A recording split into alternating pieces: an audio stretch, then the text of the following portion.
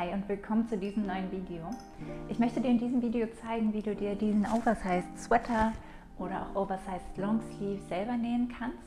Das ist ein super schönes Projekt, das geht ganz flott und ist für ganz viele Stoffe geeignet und somit auch perfekt für NähanfängerInnen.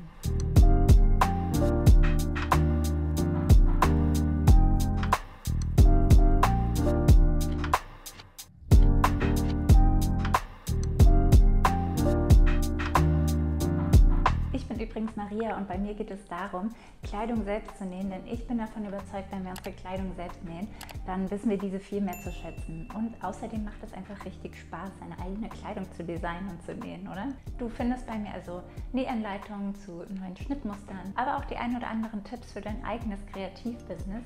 Ich habe dir zum Beispiel hier oben eins verlinkt, da kannst du ja mal reinschauen. In der Infobox habe ich dir auch Zeitstempel gesetzt. Damit kannst du sofort zu den Kapiteln skippen, die dich interessieren und brauchst keine Zeit verschwenden. Und dann würde ich sagen, können wir auch schon loslegen mit den Materialien. Das brauchst du, um dir diesen Oversized Sweater zu nähen. Wie immer brauchst du einen schönen Stoff, der dir gefällt. Und da kommt es jetzt ein bisschen darauf an, welche Optik du erzielen möchtest. Für einen Sweater, also wirklich einen richtig schönen Herbst-Winter-Pullover, würde ich dir einen dicken Sweatstoff empfehlen. Also einen angerauten Sweatstoff, das sind die, die von innen weich sind. Falls du ein Longsleeve-Oberteil nähen möchtest, so wie dieses hier, dann würde ich eher was Dünneres nehmen, zum Beispiel einen schönen Jersey-Stoff, aber am besten Baumwoll-Jersey, weil Viskose-Jersey dann doch vielleicht zu dünn ist und dann eher wie ein Schlafanzug aussehen könnte. Außerdem brauchst du ein farblich passendes Garn zu deinem Stoff und dann würde ich dir noch empfehlen, einen passenden Bündchenstoff zu kaufen. Denn ich habe jetzt hier den Nackenausschnitt und auch hier das Ärmelbündchen aus dem Hauptstoff genäht. Das kann man machen. Es fällt allerdings schöner, vor allem hier im Nackenbereich, wenn du einen farblich passenden Bündchenstoff hast. Den habe ich jetzt leider in der Farbe nicht genommen und bevor ich dann eine andere Farbe habe, dann nähe ich das lieber aus dem Hauptstoff. Aber das ist ganz dir überlassen.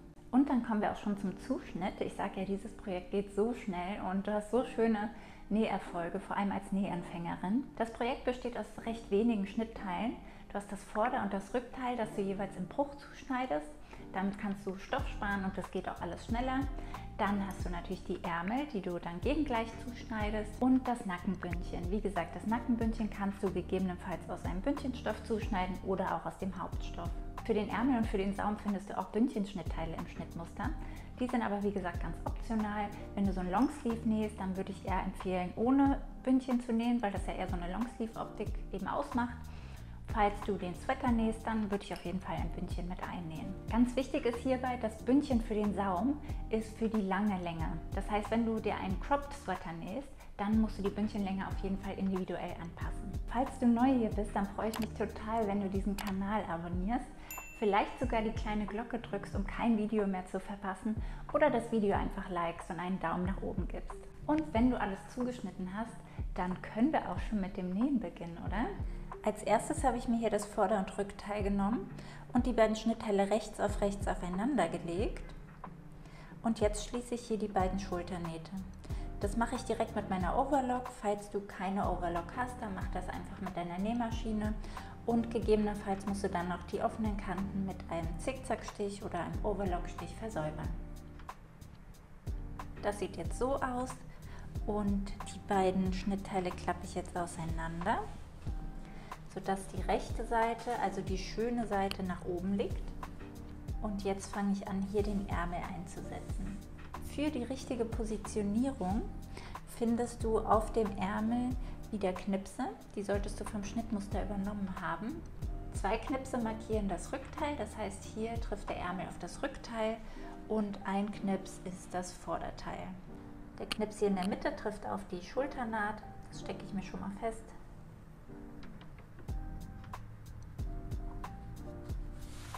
Hier sehe ich jetzt 2 Knipse und da treffen diese 2 Knipse drauf.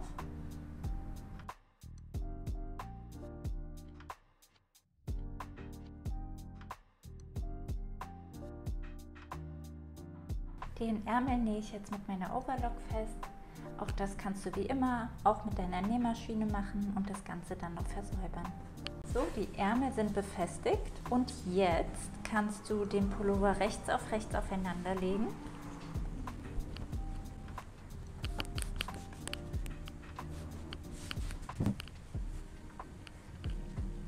siehst, die linke Seite ist hier oben, das kannst du an der Overlocknaht erkennen. Und jetzt schließe ich den Ärmel und achte darauf, dass die Ärmelnähte hier genau aufeinandertreffen und nähe dann weiter bis runter zum Saum.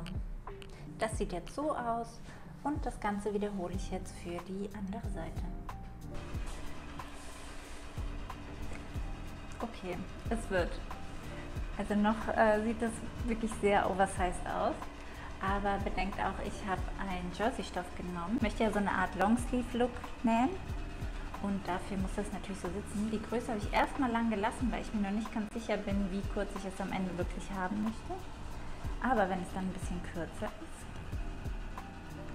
wird es, glaube ich, ein gemütliches, schönes Longsleeve. Der Pullover liegt jetzt auf rechts und wir bringen jetzt das Halsbündchen an. Und als erstes werde ich dafür das Bündchen schließen, hier an der kurzen Seite. Und dafür lege ich das rechts auf rechts aufeinander und werde jetzt hier einmal mit der Overlock zusammennähen. Das sieht jetzt so aus und jetzt kann ich das Bündchen einmal der Länge nach falten.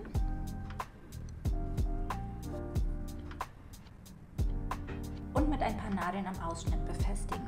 Dafür lege ich das Halsbündchen rechts auf rechts an das Oberteil.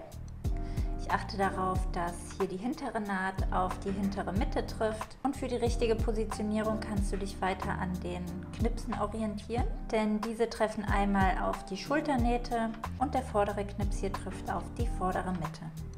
Und so sieht das Ganze jetzt aus. Du wirst feststellen, dass du hier sehr viel Stoff über hast und das liegt daran, dass du das Bündchen beim Nähen mitdehnen musst, denn das soll sich ja dann wieder zusammenziehen, damit es nicht ganz so weit ist, wenn du es trägst. Achte also beim Nähen darauf, dass du immer nur das Bündchen dehnst und nicht den Stoff an sich. Du dehnst das Bündchen also so weit, dass es hier eine gerade Strecke wird. Und dadurch, dass es hier geviertelt ist, kannst du die Strecken super abnähen.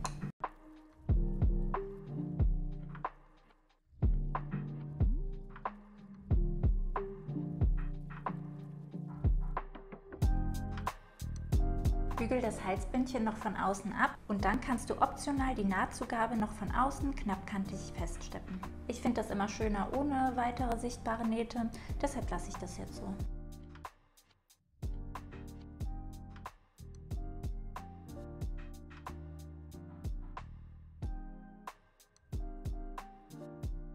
Sowohl für den Saum als auch für die Ärmel hast du zwei Möglichkeiten. Du kannst den Saum entweder einschlagen, einfach oder doppelt und dann knappkantig abnähen, zum Beispiel mit einer Zwillingsnadel oder mit einer einfachen Jersey-Nadel. Alternativ findest du im Schnittmuster Bündchenschnittteile, einmal für die Ärmel und für den Saum. Wenn du eine Longsleeve-Optik erzielen möchtest, das Schnittmuster vielleicht aus Jersey nähst, dann würde ich dir empfehlen, den Saum einfach doppelt einzuschlagen und mit einer Zwillingsnadel abzunähen.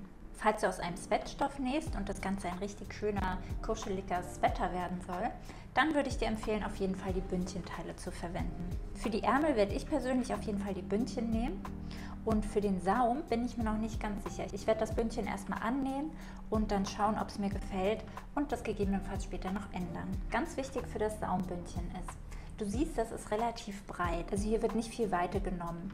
Das ist aber nur für die lange Version. Wenn du eine kürzere Pullover-Version nähst oder das sogar croppst, dann würde ich dir unbedingt empfehlen, das Bündchen nochmal individuell anzupassen, denn dann kann es auch schöner aussehen, das Ganze noch enger zu nähen. Dann hast du hier so eine Art Ballon-Optik und diese Oversized-Optik wird betont. Für die lange Version würde ich dir aber empfehlen, das Bündchen so weit zu lassen. Und um das Bündchen anzunähen, habe ich hier schon wieder die kurze Seite geschlossen und werde das Ganze jetzt wieder der Länge nach falten. Und wir gehen genauso vor wie beim Halsbündchen. Das Bündchen stecke ich mir jetzt wieder rechts in rechts und ich achte dabei darauf, dass hier die Naht auf eine der Seitennähte trifft.